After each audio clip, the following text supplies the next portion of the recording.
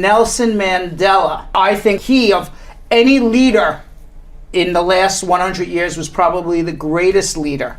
Nelson really kept up the struggle even when he was in jail for, I believe, 27 years, and 17 of it, or 18 of it, was on Robben Island, which is right off of, in the bay in Cape Town. It's like Alcatraz in San Francisco, if anybody's been to Alcatraz. Yes. By the way, that picture I took myself on my trip to Robben Island from the boat. That was right out of my iPhone. Anybody that goes to jail for your people and you know, you're still making power moves while you're in jail, you still do the same thing after. I mean, you're a huge, you know, icon. So, well, for those of you who know Nelson Mandela, he went to jail for his people. He was the leader of the African National Congress, and he wanted to end apartheid, and they put him in jail for it.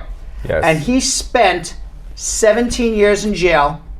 In this prison cell, I'm going to show you a picture of the prison cell because I was inside the prison cell. Oh, wow. There's with me and my kids, and we have that picture up. I'm going to show you how small this prison cell was. This is actually Nelson Mandela's jail cell. As far as I am aware, the only two people who got to step inside of this jail cell between 2010 and 2014 was Brad Bernstein, Gabby Bernstein, and Zach Bernstein, and the Obamas. Don't ask me why I had this privilege. That's a whole other story. Really? But you know, everybody walks by the jail cell, but nobody gets the key to go inside. Oh, wow. So it was a real privilege for us to go inside.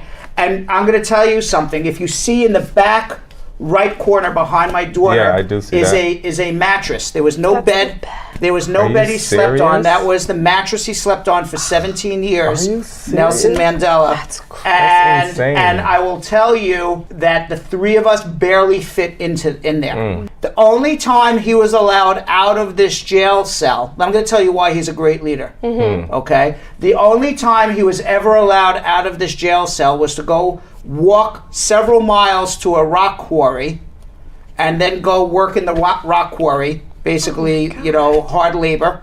They're taking rocks, picking rocks up, whatever they're doing. It's not easy work. And then you have to walk miles and then you have to walk miles to there, then walk miles back. And then that was 5 or 6 days a week. And then on the other days, he would only get 1 hour out in the courtyard per day. When he came out, he said, if we burn this place down, there will never, ever be peace. And what he did, despite all of the terrible things, and they were terrible, what the apartheid government did to Nelson Mandela, he came out of jail and he put his hand out and made peace. And now when you go to South Africa, although they have a way to go and there's a lot of blacks who are living in poverty, at least politically, there is peace. And if it wasn't for Nelson Mandela, South Africa would still be in turmoil today.